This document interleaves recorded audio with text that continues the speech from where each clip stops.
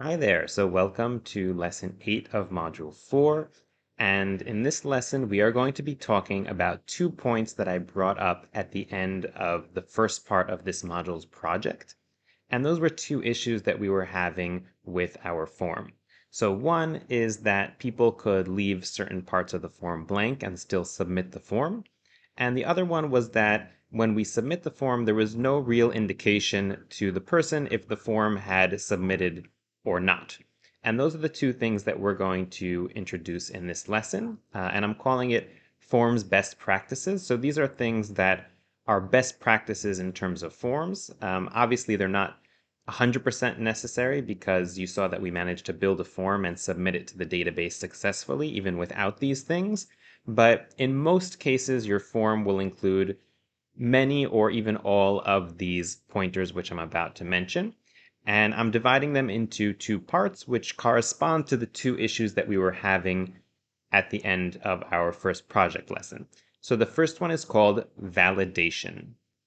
And validation is basically how we make sure that people are filling out the form correctly. So it can mean that either they are filling out all of the required fields or that they're putting the correct format into a specific field. And when we built out our forms with Wix Forms, so Wix has a way to handle this for us. And that is by using in settings, by using the required setting. Okay, so we can determine if this is required or not, and by using the pattern validation or the built-in pattern validations that Wix has for different types of inputs, you can do validation, and that's built into Wix Forms. But when you're building a custom form, all this rests on your shoulders, and you need to build this all out using Velo code. So that is the first part that we're going to talk about, validations. The second part is going to be just some other best practices with regarding to forms, primarily indications to the person if the form has been submitted correctly or not, and different things to ease the correct submission of the form. So let's go ahead and start with validations. And for this, I recommend you have this part of the documentation open. I will leave it in the course resources. And this is the documentation for the validatable mixin. So what's a mixin? So mixin, basically you can think of it as a group of properties and methods that are shared between different elements. So if I was to go into a input element or a date picker element or a checkbox element, I would see that they all have these properties: valid, validation message, validity, etc. Because all inputs share this validatable mixin, which means that they have these properties and methods which are related to validation. And that makes a lot of sense because they're all forms of inputs. So that's what mixins are, and it can help you kind of see from a bird's eye view certain properties and methods that are shared by different elements. So we're going to be going through this validatable mixin, and we're going to be talking about what each property and method does and how to use it. So let's start off with the first one, which is valid. And valid basically tells you if a certain input, so if a certain input's value is valid, i.e. it fulfills the requirements of the validation that we set. So for example, if I go to my editor, and currently this input is marked as required. And we can do that either through the settings over here, or I can also do it in code. So let's say I uncheck this required field, and then I go into my code, and I'm going to first rename the element. So let's say example input, and I'm going to select my example input, and I'm going to set its required property to true. And that is the equivalent of marking that required checkbox inside of the settings. You can do it either way, whatever is easiest for you. So now that our example input is required, what we could also do is check if it's valid. So what I'm going to do is I'm going to declare a variable, and I'm going to call this variable isValid. And then I'm going to say that this is equal to our example input dot valid. And this valid property is a Boolean, so it'll either be true or false. If it's valid, then it'll be true, and if it is invalid, then it will be false. Okay? And I'm going to add a log, and I'm going to write is valid. So let's log and see what this valid value is. Okay? Is it true or is it false? And then if I go into preview mode, we'll see that it says that isValid is false. Why is this? Because at this very moment, there is nothing in this input, but it is required. So when my code ran, it looked at this input and it said, oh, there's nothing here, so it's invalid. If I was to go back and change this required to false, or not even set it at all, and then go into preview mode, then we can see that the isValid is true because I have no validation requirements for this field. It's not required, and I haven't set up any special validations, so this is true. And basically, when you are submitting a form, what you're going to do is you are going to verify that all of your inputs are valid before submitting the form. And if any inputs are invalid, then you'll redirect the user to fill out those inputs or correct those inputs. So that's the valid property. And you might have also noticed that when it is invalid, okay, so I'm going to set this to true again, and I'm going to go into preview mode. When it is invalid, we see this indication here of the fact that it's invalid, okay? And that's kind of this red, I don't know, the border becomes red. And you can change that indication by going into your element, by going into your input element, and then going into design, customize design, and go to error.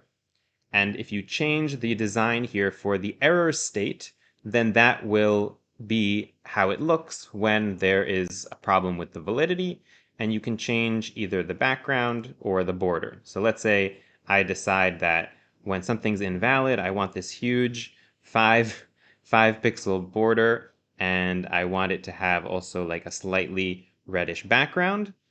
Okay, so it's really very, very, very clear that there's a problem. So now if we go into preview mode, then you'll see that that is the design for when there is an error of some sort. Okay, so that's a little bit about the valid property.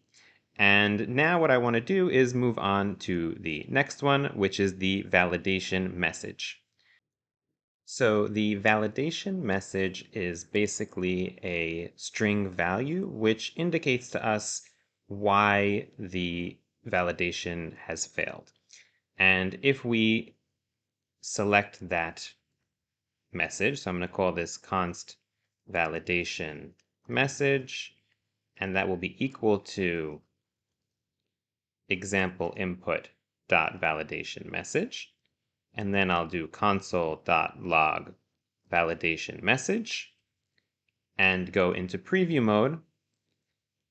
Then we'll see here that it says value missing. Okay, so this is an indication of why it fired off as invalid, and that's because it currently doesn't have a value. This doesn't seem so useful now, possibly, but later on when we talk about custom validations, you'll see why this might be a little more useful. Next, let's talk about the validity property. And this is basically an object which has lots of metadata about the validity status of the current input. So let's check and see what that looks like. So here I'm going to have const validity object, and this is going to be equal to example input dot validity, and then I'm going to log that object. And let's head into preview mode. And if we open up this object, then you can see lots of different types of errors that are possible.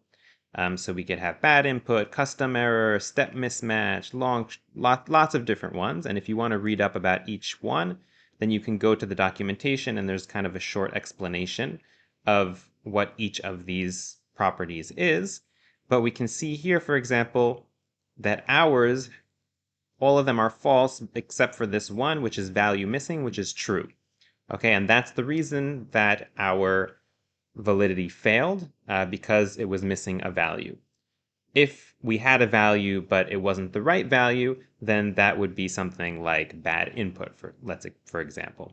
Okay, and each one of these has its own use case. Don't stress out.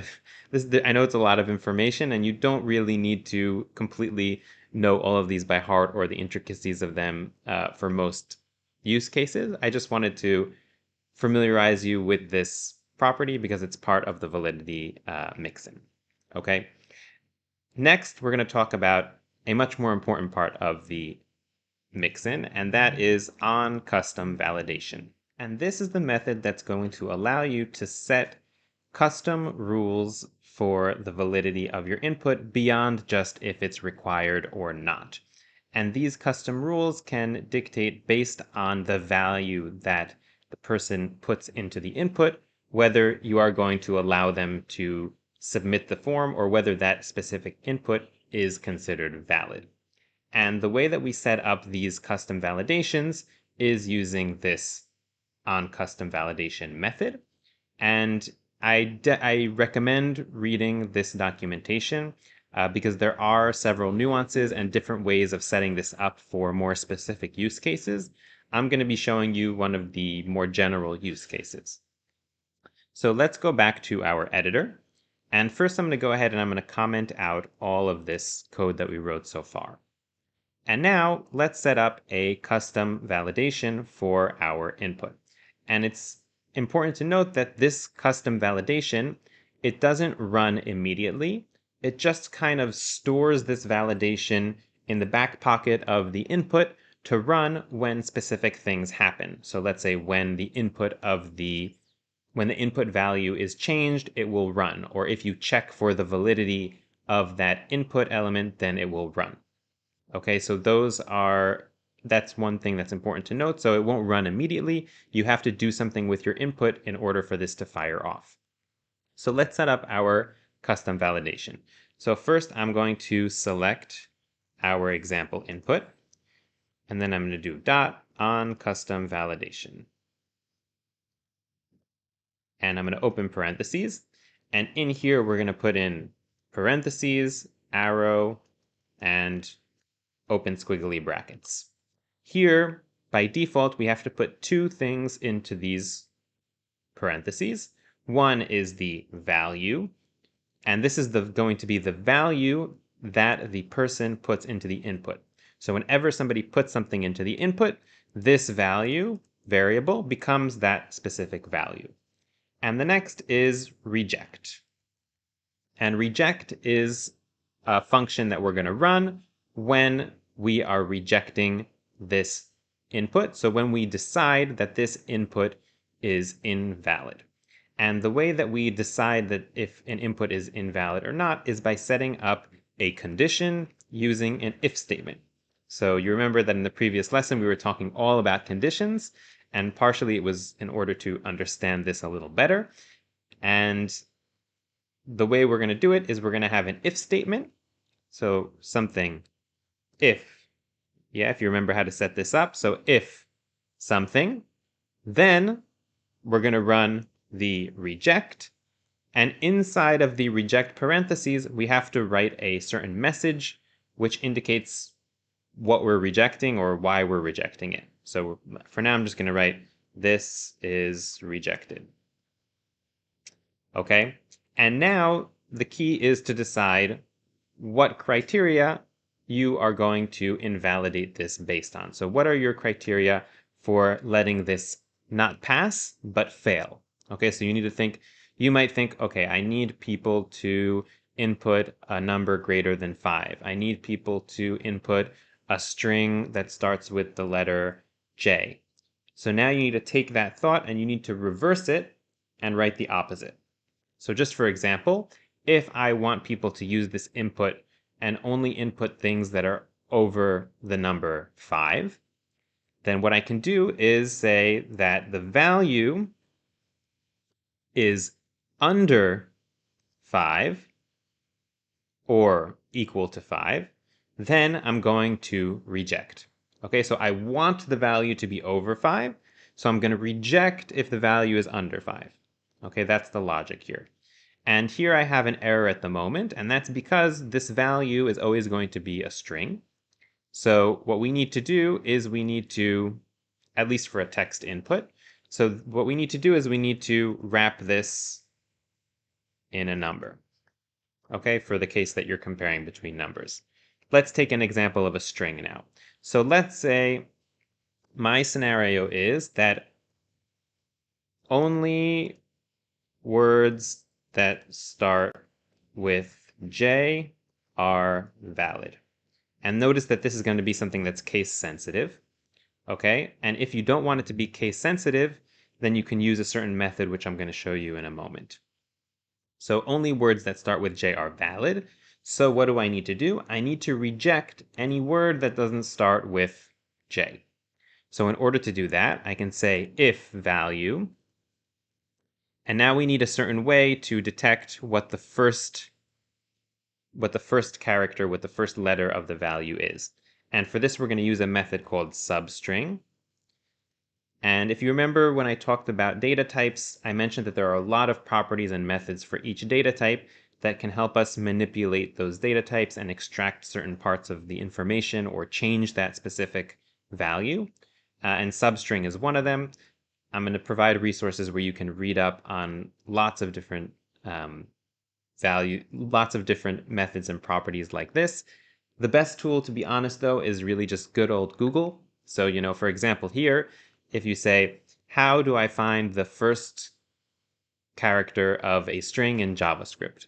And you type that into Google, you'll find this, okay? Or you'll find probably several solutions, of which this is one. So I really recommend exploring and trying out new things and less trying to remember things by heart.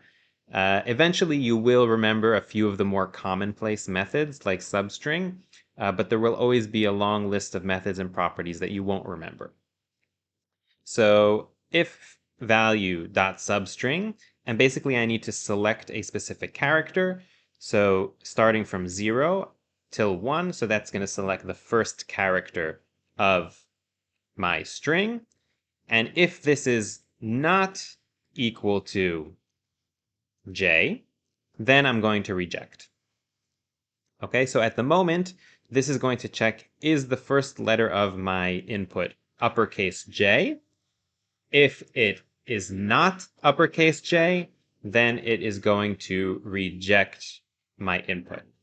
If I want this to be also true for lowercase, then what I can do is I can use another method called toLowercase string. So I'm going to go here and say toLowercase.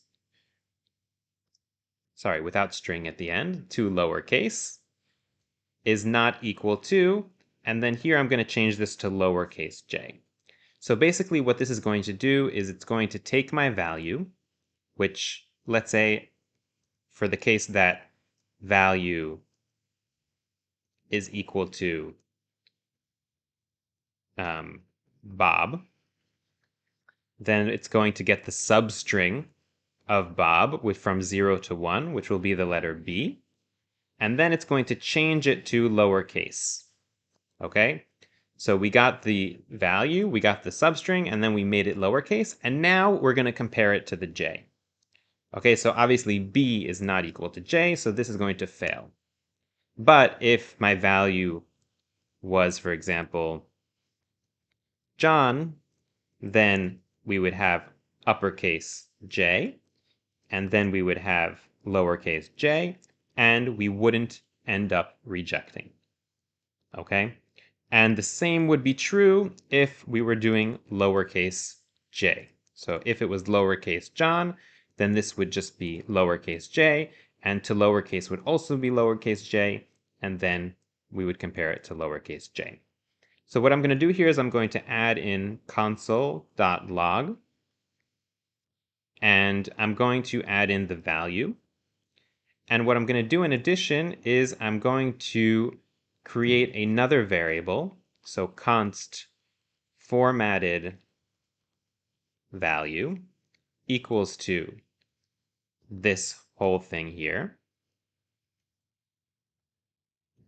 And then I'm going to put this formatted value here as well. And I'm going to compare this formatted value. I think I got rid of my if statement by accident.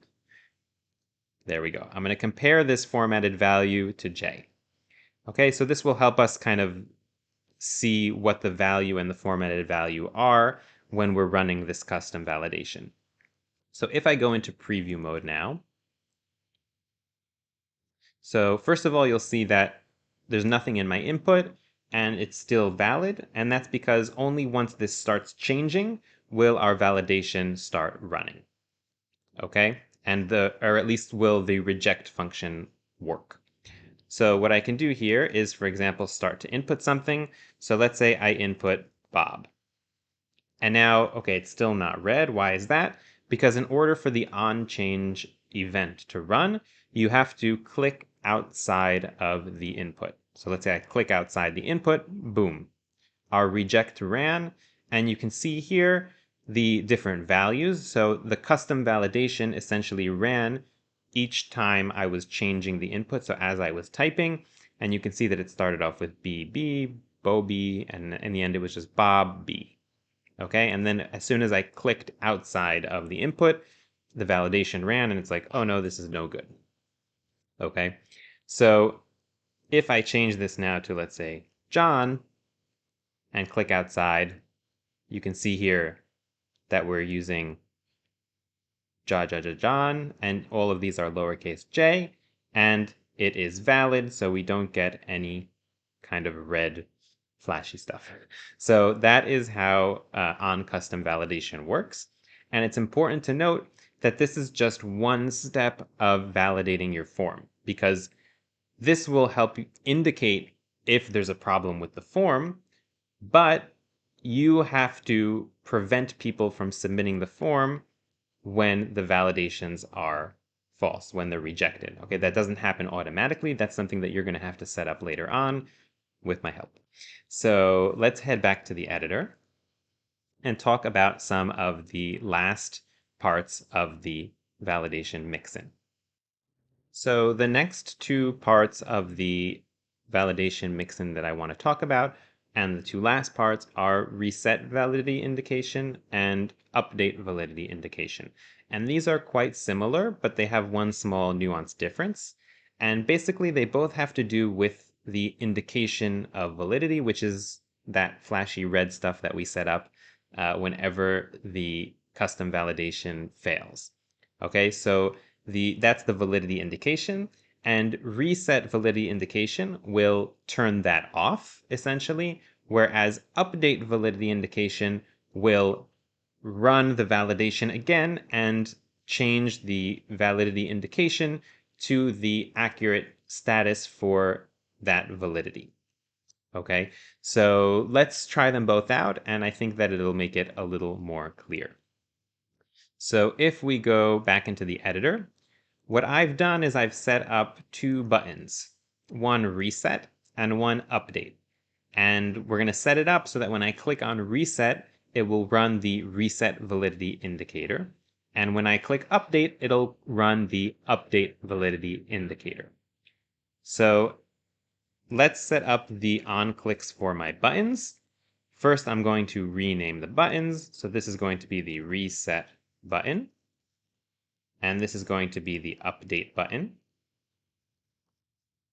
And I'm kind of going to run through this because this isn't a tutorial about buttons, but rather about validity, and I'm going to say reset button dot on click, and I'm also going to set up something for the update button dot on click, and here we're going to run the reset validity indicator and update validity indication.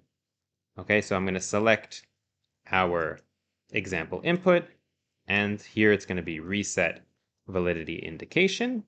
And here we are going to select our example input and set up reset validity indication. Update validity indication. Awesome. So now that we set those both up, we can go into preview mode. And what we're going to do is first I'm going to input something here that's invalid. So I'm going to say Bob, and now we have this invalid invalidity. So if I click here reset, then you see that the validity indication turns off even though my value is still wrong. But if I was to write Bob and then click update, then it would stay red, because all that did is it refreshed the validity indication and it said check the validity and put the correct indication for that validity status. And if I was to click, for example, reset and then update again, then it would turn red, because reset says, okay, turn off the validity indication, and then update says put the correct validity indication for this input. And if I change this, for example, to John, then you can see it's valid, and both reset and update will do the same thing because this is a valid input. Okay, so that's just the small nuance difference between reset and update, and these are for different cases where you will want to reset the validity indications on your form. For example, if someone begins to change a certain input, maybe you want to make the whole form look valid, or maybe if somebody clicks a certain button, then it clears all the validity indications, or something along those lines. It's just for the UX of your form if you decide to use something like this. So let's go back to the editor. So one last thing that I want to show you with regard to validation is that you can change in your settings for each specific input whether your error message format is tooltip or inline. And I've been noticing some bugs with tooltip, so I just want to show you what inline looks like. So if I select inline, and then I go into preview mode, and I click here, let's say Bob, then you'll see that a message comes up under the input that shows the message that I put into the reject function for the onCustom validation. And this is actually really good practice because it will tell people why it's not valid. Otherwise, they will be here guessing for a very, very long time. For example, if this message was the message that showed, so they put in Bob and it just said this is rejected, nobody would ever fill out this form because it would take them a very long time to guess that they needed the letter J. But if I went back to the editor and then I went to my onCustom validation function, and instead of saying this is rejected, I said value must start with the letter J, and go into preview mode. And then somebody tries to type in Bob here, then it says value must start with letter J. It's much more likely that somebody will be able to submit this form because they'll actually know what the problem is. So that is really best practice in terms of validation. And this is a segue into the next part of this lesson where we are going to be talking about best practices. Okay, so form best practices is a rather wide topic and often a very opinionated topic. And there's no right or wrong way to do this. I'm going to try and share some of what I think are best practices in terms of forms, but take in mind that there might be more best practices or people might not necessarily agree with these best practices. And it's very specific to your use case, and you might find that different practices work better for you in your specific form that you're setting up. And the best practices that I want to share with you in terms of user experience is one, a success and error message. So a success message will be a message that somebody sees when you have successfully submitted something to the database. A error message will be if for some reason the form didn't submit. So for example, it either failed validation or the submission to the database failed for some reason. Next is a loader. So a loader will be some kind of indication that the form is processing. A submit button disable is optional. It is the option to shut off the submit button after it has been clicked so that people don't try and submit multiple times while we're waiting for the form to submit. And scroll to is the option to scroll to a specific input if there's a problem with it and it needs to be fixed. So let's take a look first at success and error message. So what I've done is I've set up a submit button over here. And this submit button is going to submit my very short form, which is just this example input. And I've set up the on click for this submit button. So if you remember what we did previously in the form project is inside of this on click for the submit, we would use wixdata.insert to insert something into the database. So I haven't set up an actual database for this specific form, but I'm just going to write out some of the code that we might have if we did have a database. So first of all, we would import Wix data.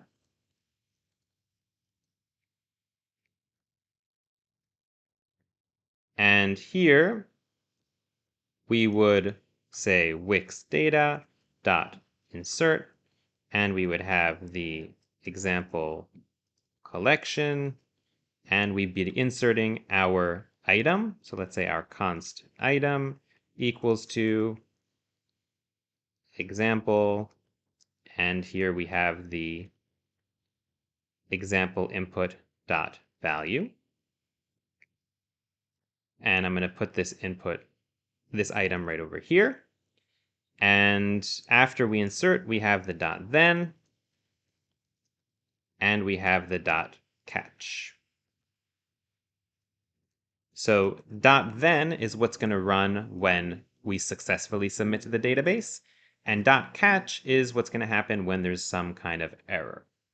So our success message will typically be a text. So I'm just going to add in some text. And this is going to be the success message. And I'm going to go ahead and change this to just say your form was submitted successfully. And I'm going to center it. And this is going to be our success message. And I'm going to add in our error message as well. So here, I'm actually going to change this to just say error message. And as I explained previously, this is how I like to write my elements, my text elements, when they are going to be changed by code. Okay? And I'm also going to change this color just to be red. And for the submit message, you can maybe change it to green, just so that people can kind of more easily identify if something is going right or something is going wrong. And both of these are going to be hidden by default. So you can go here into the default values and click hidden. And here for the error message, you're going to click hidden as well. So people will not initially see either of these. And now what's going to happen is that if our insertion into the database is successful, okay, so this is a success, then we're going to show our success message. So I'm going to rename this to success message. And here I'm going to say success message dot show. Then I'm going to set up our error message. So here I'm going to select the error message and call this error message. And this is what I'm going to show if we have some kind of error in the submission. So here we're going to have the error. And remember that inside of the catch, we can catch the error as well. And then what we can do is we can say error message dot text equals to something. So either you can write something generic like there was a problem submitting to the database, or you can identify specifically what error is over here, and based on the error codes, you can also dynamically change this value. Okay, so this really just depends on your specific use case. And we are going to show the error message. Okay, so now we've set up success and error messages. Some people like to hide these messages after a short while. So they show the message, and then this message will be hidden. So there are different points at which we can decide to hide this message. I'll just introduce some of them. One could be when somebody clicks the submit button again. So for example, if we click submit, then we're going to say success message dot hide and error message, error message dot hide. Okay, because that's an indication that we're trying a new submission, so the previous success and error messages are probably irrelevant. Another place where we might change the error message or the success message is if somebody decides to change one of their inputs for the form, because that can be an indication that the error is no longer relevant or that the success is no longer relevant. So then we can, for example, have the example input dot on change. So this is an event that runs when an input is changed. And here we can hide,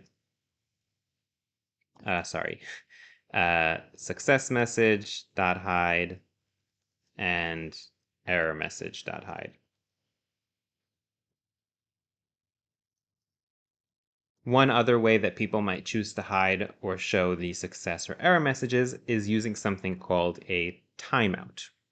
So a timeout in JavaScript is basically a way to say, wait X amount of time and then do something. And the way it's written is like this: set timeout. And if you are writing set timeout, then you should have here. So, whoops. So if you click this one with the big box over here, no, sorry, not that one. Set timeout.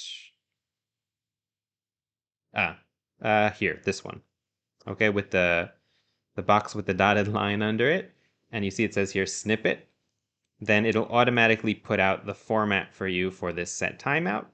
And basically all you have to do is change this to the amount of time, and this time is measured in milliseconds. So let's say 1 second would be 1,000. And here you'd write the code of what you want to happen after 1,000 seconds. So for example, it would be success message dot hide. So basically what's going to happen here is that after you successfully inserted something to the database, your success message is going to show, and then a second later, it'll disappear. Okay, so these are all different approaches to success and error messages. Again, I'm not going to say one is right and one is wrong. These are different practices. I just wanted to introduce you to several different approaches to these. One more case where we might want to show an error message is if our validation fails. Okay, so let's talk a little bit about how we can run our validation when we are submitting the form. So basically, when we are running our validation, what we want to do is check each individual input and see if it's valid. So if you remember, we talked earlier about the valid property. So in order to check if all of my inputs are valid, what I could do is I could say if, and then select one of my elements. So let's say example input and say dot valid. And then only then, if this is valid, am I going to run the code that comes after it.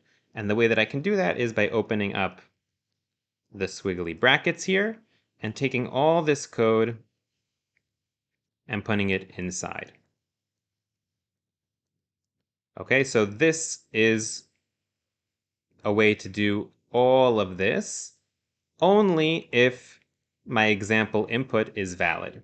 And if I wanted to have multiple inputs here, then I could also use the, let's see if you remember from last lesson, the and sign, and add an additional input over here.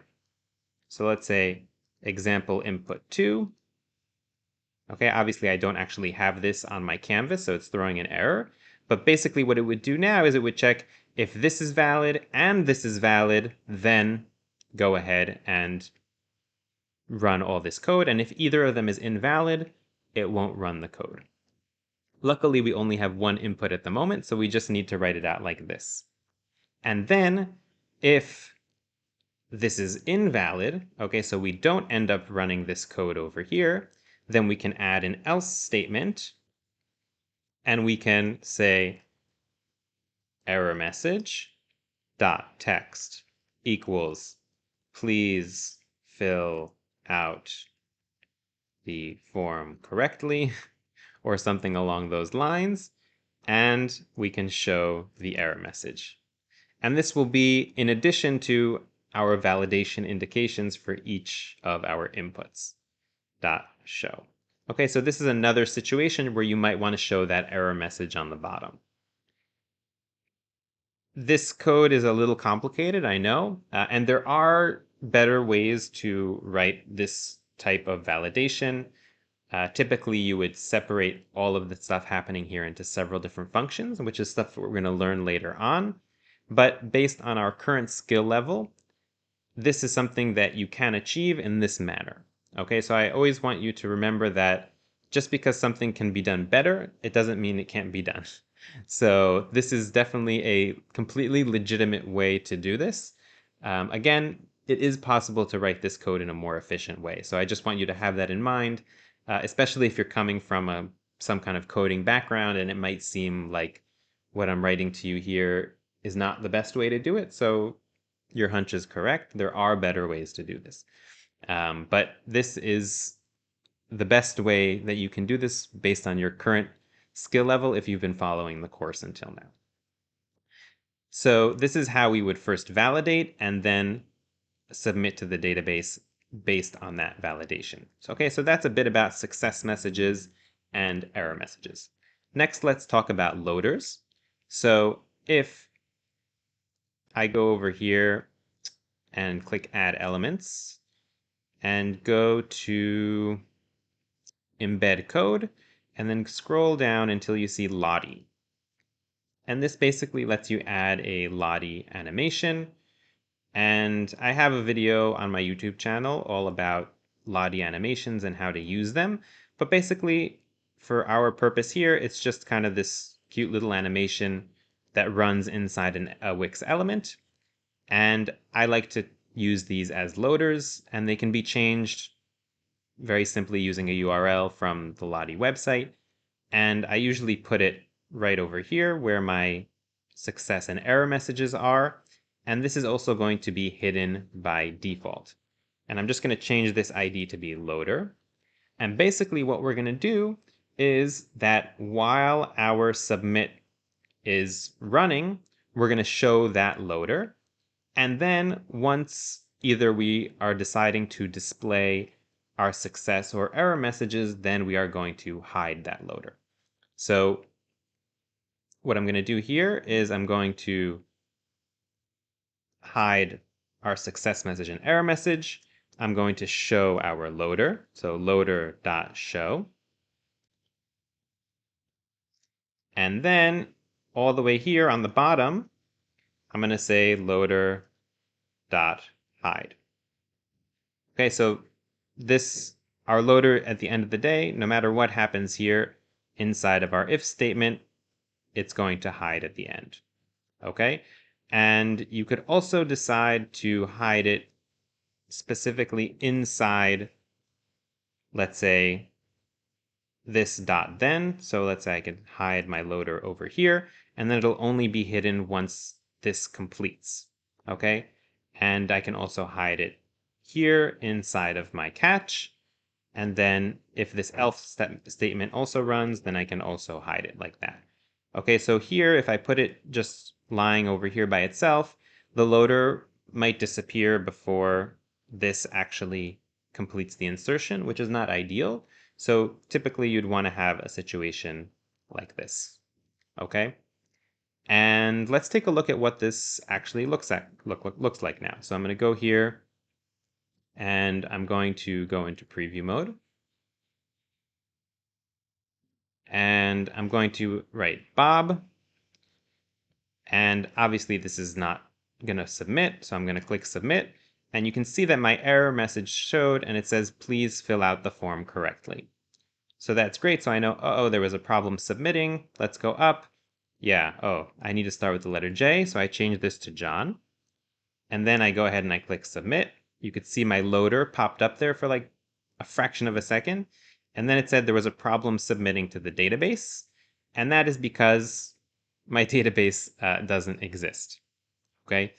So if this was a database that existed, then we would see the success message. Okay, so that's a little bit about the success, error, and loader. Now let's talk about the last 2 points that I mentioned, and that is disabling the submit button and scrolling to the input that has a problem. Okay, so for that, what we need to do is,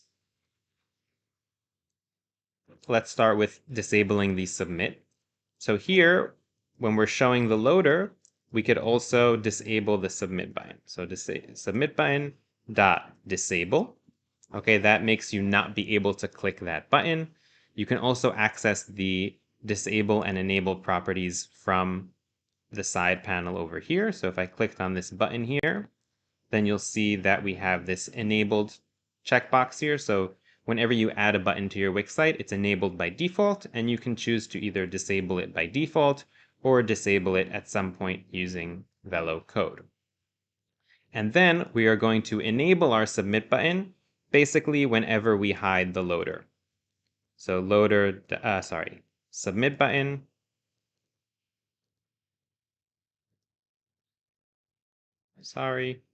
submit button dot enable. Okay, that turns it back into being enabled.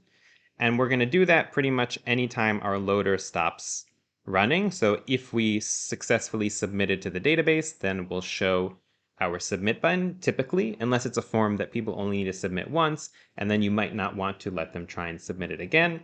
Or if we have an error, we definitely want to let them try and submit it again. And if we have some kind of validity issue, then we definitely want to let them submit it again. Another thing that we can do is add scroll to. Okay, so that would be that if an example input.valid, okay, then we're going to submit to the database. But in the else statement, okay, so if this input is not valid, then I'm going to scroll to it. So I'm going to say example input, and then you can use a method called scroll to. And obviously this is a very simplified example where we only have one input. So if you had several inputs, you'd have to write slightly more complex code for how to scroll to a specific input element. But for the case of one input, we could just put it right over here and then go into preview mode. And now if I try and submit my form, then it says, please fill out the form correctly. And you could see kind of that it scrolled briefly to the add your name. I can make it even more obvious by, let's say, taking all of these and moving them down a bit. So I'm going to move these down. I try and move these down on my page. Awesome. And these we can stay up here. Okay, and now let's say I go into preview mode and I scroll down. So I filled out all my form. Okay, I put in here Bob, let's say. It's incorrect. I filled out the rest of my form. I'm down here on the bottom. I want to click submit.